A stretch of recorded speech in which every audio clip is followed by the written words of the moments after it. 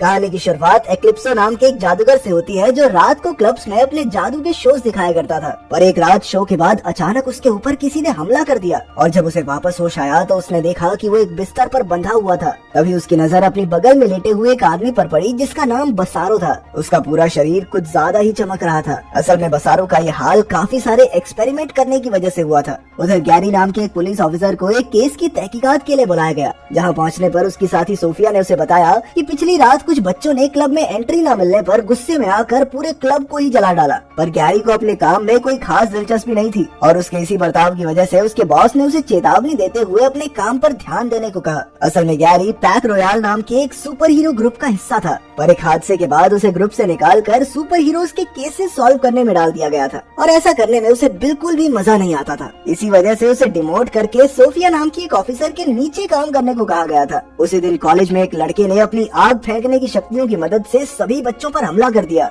और उसके इस हमले से बचने के लिए इलेक्ट्रिक पावर्स होने के बावजूद भी लिली बाथरूम में जाकर छुप गई। हादसे की खबर मिलते ही गैरी अपनी पुलिस टीम के साथ उस कॉलेज में पहुंच गया, जहां उसकी नजर उसी लड़के पर पड़ी जो जल्द ही कुछ बच्चों पर हमला करने वाला था। लेकिन ऐन वक्त पर गैरी ने बीच में आकर बड़ी ही आसानी से उस पर काबू पा लिया। पुलिस को उस लड़के के पास 2 ट्यूब्स भी मिली, पर ये कोई आम ट्यूब्स नहीं बल्कि पावर सिरम्स थे, जिन्हें सूंघते ही किसी भी आम आदमी के अंदर खास जादुई शक्तियाँ आ जाती थी। लेकिन सोफिया का मानना था कि क्लब में लगी आग के पीछे इस लड़के का हाथ नहीं था, क्योंकि किसी ने भी उसे वहाँ नहीं देखा था। पर उसका हमला करने का तरीका ठीक उसी हमलावर से मिलता था जिसने पिछली रात उस क्लब को जलाया था। तभी गैरी की नजर लिली पर पड़ी, पर उसके गाड़ी से उतरने से पहले ही लिली की माँ उसे वहाँ से ले गई। असल में इस्माइल नाम का एक लड़का इन पावर सीरम ट्यूब्स को बेच रहा था और वो बिक भी बढ़िया रही थी, क्योंकि सभी बच्चे आग फेंकने जैसी इन खास शक्तियों को पाना चाहते थे। उधर गैरी अपने पुराने दोस्त और पैक रॉयल के साथ ही हेनरी से मिलने गया। असल में गैरी अपने दोस्त की बीमारी की वजह से अक्सर उसके घर के काम में उसकी मदद करता।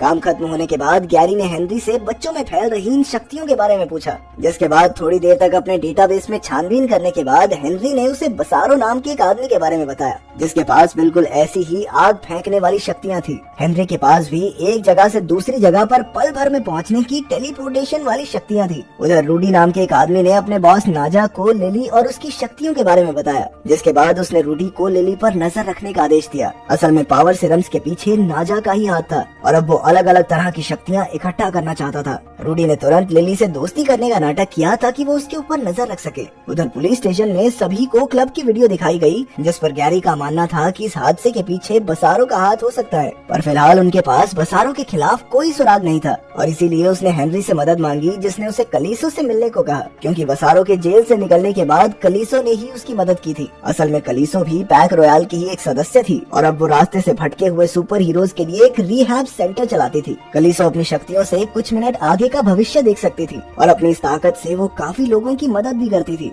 अपनी क्लास के बाद कलीसो ने देखा कि कुछ मिनटों बाद ही उसके एक दोस्त की पैसों के चक्कर में पिटाई होने वाली थी और इसीलिए उसने अपने दोस्त को बचाने के लिए उसे कुछ पैसे दे दिए। तभी गैरी भी वहाँ पहुँच गया और जब उसने कलीसो से बसारो के बारे में पूछा तो उसने साफ मना कर दिया कि मैं तो बसारो के बारे में कुछ नहीं जानती। दूसरी ओर पुलिस को एक जली हुई लाश मिली और जब गैरी उस लाश को देखने के लिए पुलिस स्टेशन गया तो डॉक्टर ने उसे बताया कि इस लाश के अंदर से वही पावर सिरम निकलता था जिसके इस्तेमाल से बच्चों के अंदर आग फेंकने वाली शक्तियाँ आ रही थी। तभी गैरी की नजर लाश की गर्दन पर बने एक टैटू पर पड़ी और जैसे ही उसने टैटू की तस्वीर हेनरी को भेजी तो हेनरी ने उसे बताया कि ये लाश बसारो की ही है। सुराग की तलाश करते हुए उन्हें पता चला कि एक लड़का अपनी जान बचाकर वहाँ से भाग गया था और उस लड़के की जानकारी मिलते ही गैरी अपने साथियों के साथ सीधा उससे मिलने हॉस्पिटल पहुँच गया। यहाँ पहले तो वो लड़का कुछ भी बताने से इनकार कर रहा था, पर फिर सोफिया ने उसे सिरम के साइड इफेक्ट्स के बारे में झूठ बोल दिया, जिसके बाद वो डर के मारे तोते की तरह सारी बात बताने लगा। उसने ये सिरम इस्माइल से ही खरीदा था, जिसके बाद उसके अंदर आग फेंकने की शक्तियाँ आ गई थी। उधर इस्माइल कुछ सिरम्स लेकर कहीं गायब हो गया था और इसी वजह से नाजा अपने आदमियों से बहुत ज्यादा गुस्सा था। उसने सबसे कहा कि सारे काम छोड़ो, पहले इस इस्माइल को ढूंढो। वो इतने गुस्से में था कि उसने कुछ सिरम सूंघकर बिल्डिंग के बाहर आग फेंकना शुरू कर दिया। उधर गैरी और सोफिया ने इस्माइल को ढूंढ तो लिया था, पर वो उन्हें चकमा देकर फिर से भाग गया और उसका पीछा करते हुए वो दोनों एक सुपरमार्केट में पहुंच गए, जहां गैरी ने सीसीटीवी कैमरा की मदद से इस्माइल को ढूंढ लिया। और जब वो अपनी शक्तियों से सोफिया पर हमला करने ही वाला था तभी गैरी ने एक फायर एक्सटिंग्विशर की मदद से उसकी आग बुझा दी। पूछताछ के दौरान उन्होंने कई सारे सवाल पूछे, पर इस्माइल ने एक का भी जवाब नहीं दिया। खैर कुछ देर बाद गैरी को हेनरी का फोन आया, जिसने उसे सिरम के बारे में बात करते हुए एक्लिप्सो के बारे में बताया, जिसके पास लोगों की देखने की शक्ति छीनने की ताकत थी और वो पिछले कुछ दिनों से कहीं गायब था। तभी गैरी को पुलिस स्टेशन के अंदर से गोली चलने की आवाज आई और जब वो वहाँ पहुँचा तो एक ऑफिसर ने उसे बताया कि उसे अचानक से कुछ भी दिखाई नहीं दे रहा था। इसके बाद जब गैरी पुलिस स्टेशन के अंदर गया तो उसकी नजर एक आदमी पर पड़ी जो सभी लोगों की आईसाइट छीनकर उन पर हमला कर रहा था।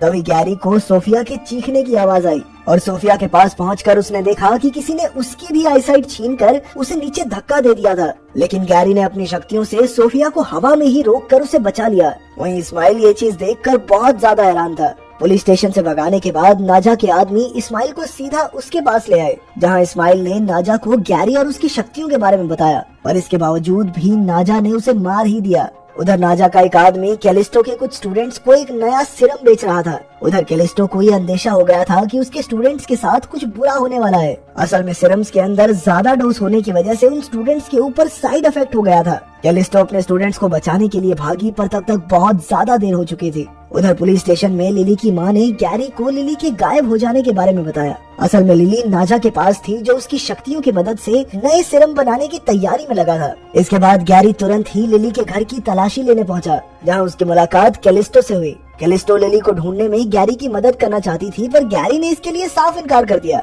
जैसे ही कैलिस्टो वहां से निकलने वाली थी तभी उसे एहसास हुआ कि सोफिया के साथ कुछ बुरा होने वाला है और इसीलिए उसने तुरंत ही सोफिया को सावधान कर दिया। उधर छानबीन के दौरान गैरी को एक नंबर मिला जो लिली को रूडी ने दिया था, पर तभी अचानक से नाजा के आदमियों ने उसके ऊपर हमला कर दिया, जिसके बाद वो लोग उसे किडनैप करके ले जाने वाले थे। पर तभी कैलिस्टो और सोफिया ने गैरी को बचाने के लिए उनके ऊपर हमला कर दिया, पर वहाँ से भागने से पहले नाजा के एक आदमी ने गैरी को गोली मार दी। पर गैरी की शक्तियाँ बेहोशी की हालत में भी काम कर रही थी, जिस वजह से सभी गोलियां अपने आप शरीर से बाहर निकल गयी। जिसके बाद वो लोग गैरी को हेनरी के पास ले आए, जिसने उसकी मरहम पट्टी करने के बाद उसे आराम करने के लिए लेटा दिया। तभी कैलिस्टो ने सोफिया को एक कहानी सुनाई। असल में वो लोग पहली बार गैरी को एक क्राइम सीन पर ही मिले थे, जहां उन्हें गैरी की शक्तियों के बारे में पता चला। पैक रॉयल के लीडर गीगा मैन को गैरी में काबिलियत दिखी और इसीलिए उसने गैरी को पुलिस में भर्ती करवा दिया, जिसके बाद उन्होंने एक साथ मिलकर क्रिमिनल्स को पकड़ना शुरू किया। लेकिन एक बार जब गीगा मैन और गैरी एक आदमी को पकड़ने के लिए गए तो उस आदमी ने अपनी बंदूक का मुंह गीगा मैन की तरफ कर दिया।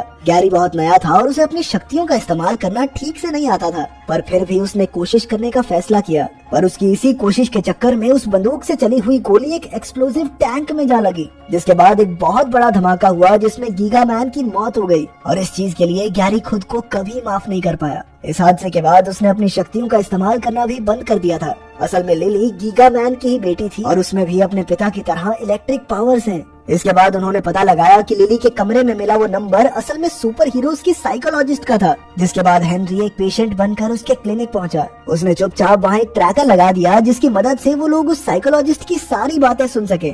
लगातार उसकी बातें सुनने के बाद उन्हें पता चला कि असल में वो साइकोलॉजिस्ट अपने पेशेंट्स के बारे में नाजा को बताती थी, ताकि वो उनकी शक्तियों को छीन सके। कैलिस्टो लगातार उसका पीछा कर रही थी और तभी उसने देखा कि वो साइकोलॉजिस्ट नाजा से मिलने जा रही थी। अंदर जाने के बाद उसने नाजा से लिली को वापस छोड़ने के लिए कहा, पर नाजा ने इसके लिए साफ इनकार कर दिया और अब तो उसके पास गीगा मैन की शक्तियाँ भी आ गई थी। उधर गैरी अभी भी बेहोश था, पर सोफिया ने उसे इसी हालत में बताया कि वो लिली को बचाकर अपनी गलती सुधार सकता है और उन्हें इस समय उसकी बहुत ज्यादा जरूरत है। सोफिया की ये बात सुनते ही गैरी के हाथ हिलने लगे, जिसका मतलब ये था कि वो लड़ाई के लिए बिल्कुल तैयार था। वहीं दूसरी ओर पूरे शहर में अफरा तफरी मच गई थी। असल में सिरम की मदद से मिली शक्तियों का इस्तेमाल करके कई लोगों ने लूटपाट शुरू कर दी थी, जिस वजह से शहर के चप्पे चप्पे पर लड़ाई हो रही थी। खैर जल्द ही सभी लोग लिली को बचाने के लिए पहुंच गए और जैसे ही नाजा को इसकी खबर मिली तो उसने तुरंत ही अपने आदमियों को सिरम ट्यूब्स लेकर वहां से भागने को कहा। जिसके बाद नाजा के सभी आदमियों ने सिरम का इस्तेमाल करके कैलिस्टो और सोफिया पर हमला कर दिया।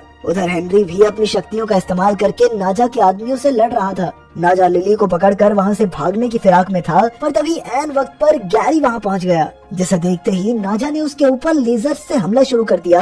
पर गैरी बड़ी ही चालाकी से एक शील्ड की मदद से आगे बढ़ता रहा। तभी अचानक से लिली की पावर्स भी एक्टिवेट हो गई, जिसे देखकर नाजा काफी हैरान हो गया और इसी मौके का फायदा उठाकर गैरी ने उसके ऊपर हमला कर दिया। इसके बाद गैरी ने नाजा को रोकने के लिए उससे लड़ने की कोशिश भी की, पर नाजा ने उसे बड़ी ही आसानी से नीचे गिरा दिया। तभी सोफिया लिली को उठाकर वहाँ से भागने लगी और जैसे ही नाजा उसे रोकने के लिए आगे बढ़ा तो गैरी ने पीछे से आकर उसे पकड़ लिया, जिसके बाद वो नाजा को लेकर सीधा हवा में उड़ गया। हवा में काफी ऊपर जाने के बाद नाजा अपनी शक्तियों पर काबू नहीं कर पाया और इसी वजह से वो हवा में ही फट गया। तब तक पुलिस ने वहाँ पहुंचकर नाजा के सभी आदमियों को अरेस्ट कर लिया था और इधर हेनरी की ताकत की मदद से गैरी और उसके सभी साथी वहाँ से गायब हो गए। इस हादसे के बाद सभी लोग पैक रॉयल के नए सुपर हीरो की बातें कर रहे थे और सभी लोग उसे प्यार से टाइटन बुलाने लगे। उस दिन के बाद से कैस्टिलो, गैरी और हेनरी ने एक साथ रहना शुरू कर दिया और इधर गैरी और सोफिया भी एक दूसरे के काफी करीब आ गए और लिली ने भी अपने पिता की तरह एक सुपर हीरो बनने का फैसला कर लिया।